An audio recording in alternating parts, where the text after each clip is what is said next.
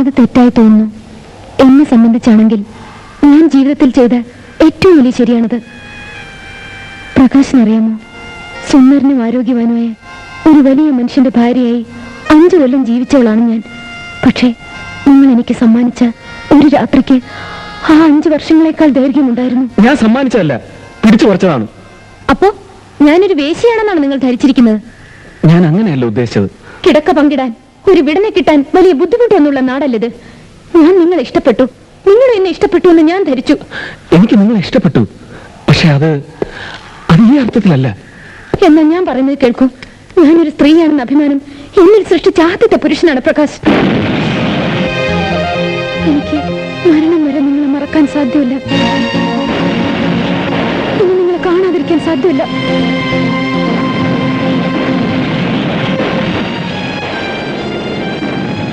പ്രകാശിനെ വിവാഹം കഴിക്കണമെന്ന് ഞാൻ പറയില്ല.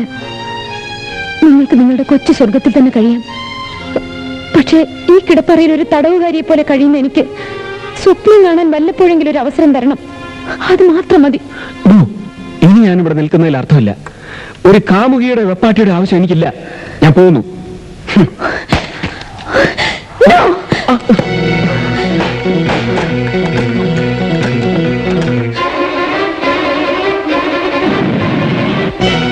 മാറിയിൽക്ക്. എനിക്ക് പോണം. ഈ ഭ്രാന്തിന് കൂട്ടേൽക്കാൻ എന്നെ കിട്ടില്ല.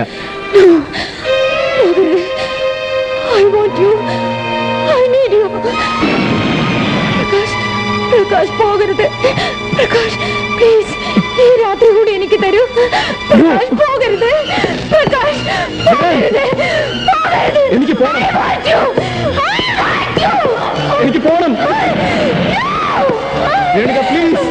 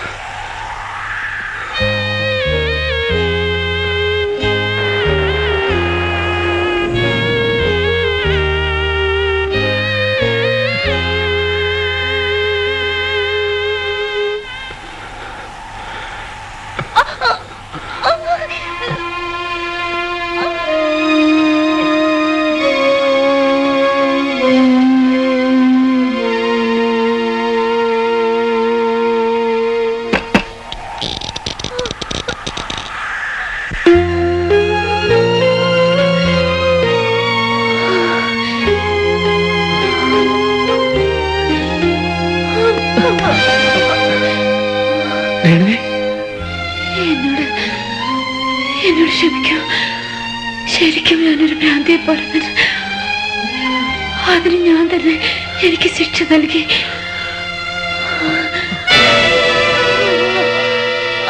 എന്താണ് ഈ കാട്ടിയത്? ദൈവമേ,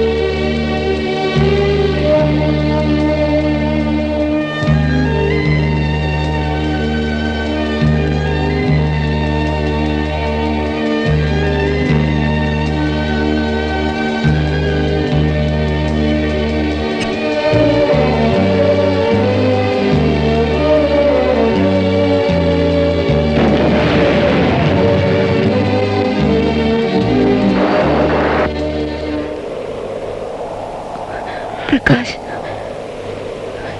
എന്റെ അടുത്തിരിക്കൂ.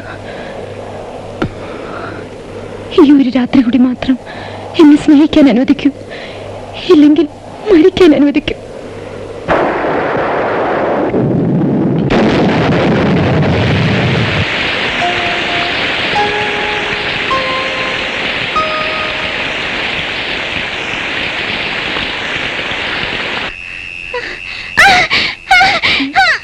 എന്താ നീ എന്തിനാ കരയുന്നത്?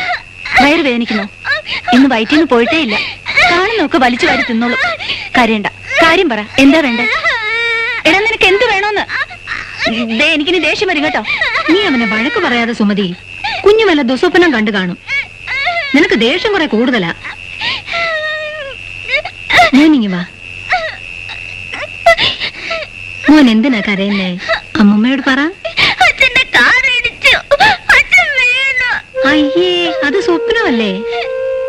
ഞാൻ പറഞ്ഞില്ലേ കുഞ്ഞു സ്വപ്നം കണ്ടതാണെന്ന്. അത് 3-4 ദിവസം കഴിഞ്ഞ് അപ്പൂപ്പൻ മോനെയും അമ്മയും കാറിൽ അച്ഛന്റെ അടുത്ത് കൊണ്ടുവന്നാക്കും. നീ അവനൊന്ന് ഫോൺ ചെയ്ത് നോക്ക്. അവൻ അച്ഛനോട് സംസാരിക്കട്ടെ.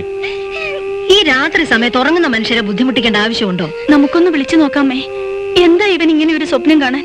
എന്റെ ഈശ്വര, തുടങ്ങി അവിടെ ഒരു ഭാവനാവിലാസം. ഇങ്ങനെ ഒരു തൊട്ടാവാടി കുടുംബം.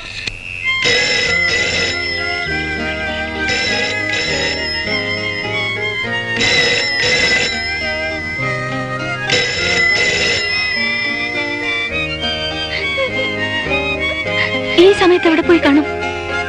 ഇനി അസുഖം കൂടുതലായോ? എനിക്കൊന്നും അറിഞ്ഞൂടാ ദൈവമേ. മോൻ പറയാതെ. എന്തെങ്കിലും അത്യാവശ്യത്തിന് പുറത്തു പോയി കാണും, അല്ലെങ്കിൽ ടെലിഫോൺ കേടായിരിക്കും. നീ സമാധാനമായിരിക്കേ.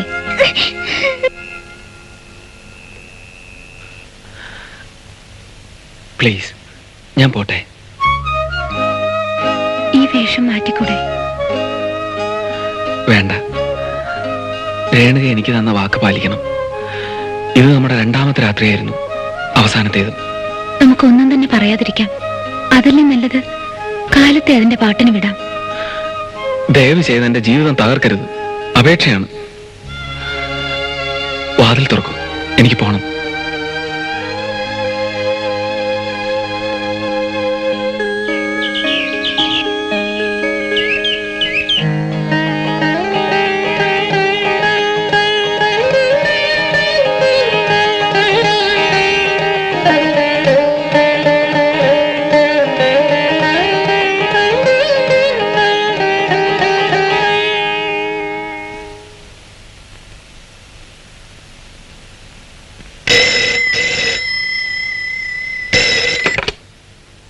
ഹലോ, പ്രകാശേട്ടനാണോ? നല്ല പാർട്ടിയാ. ഇന്നലെ അർദ്ധരാത്രി എവിടെ പോയിരുന്നു? അത് പിന്നെ ഞാന് പുറത്ത്. ഞാൻ 2-3 പ്രാവശ്യം വിളിച്ചു. എന്തൊരു നിർബന്ധം ഉണ്ണിക്ക്. പാതിരയൊക്കെ എണീറ്റിരുന്ന് ഒറ്റ കരച്ചിൽ അച്ഛൻ്റെ അടുത്ത് പോണോന്ന് പറഞ്ഞ്. ഇന്നലെ റീജിയണൽ മാനേജർ മടങ്ങിപ്പോയി. അങ്ങേരെ ട്രെയിൻ കയറ്റി അയച്ചിട്ട് ഞാനും ജെയിംസും കൂടി ഒന്ന് കറങ്ങി. അർദ്ധരാത്രി വരെ കാർ ഓടിച്ചെന്ന് ചുരുക്കം. ഏതായാലും ജെയിംസിന്റെ കൂടെ ഉള്ള കറക്കം വേണ്ട കേട്ടോ. നീ മോനെ വിളിക്കേ. ഉണ്ണി, ഉണ്ണി, ഉണ്ണി, മോനെ, മോനെ ഉണ്ണി. എടാ, നീ അച്ഛൻ ഫോണില് ചെല്ല്. പതുക്കെ പതുക്കെ. ഹലോ, അച്ഛനാണോ? അച്ഛൻ എന്താ ഇന്നലെ രാത്രി വിളിക്കാഞ്ഞത്? പിന്നെ ഞാൻ ഇന്നലെ അച്ഛനെ സ്വപ്നം കണ്ടു.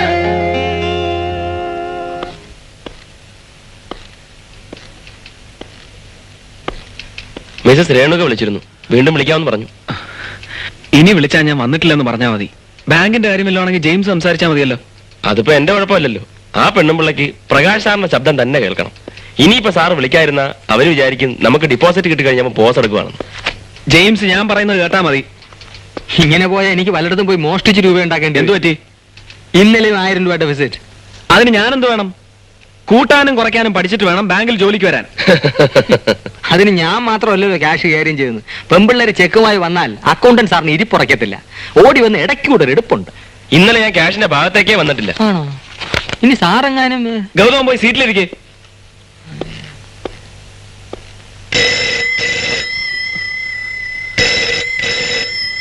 ആരാ നോക്ക്. Hello, yes. പ്രകാശാണോ? അല്ല, അക്കൗണ്ടന്റ് ആണ്. പ്രകാശനൊന്ന് വേണമല്ലോ. അദ്ദേഹം വന്നിട്ടില്ലല്ലോ. വന്നാ രേണു വിളിച്ചു പറയണം. പറയാം.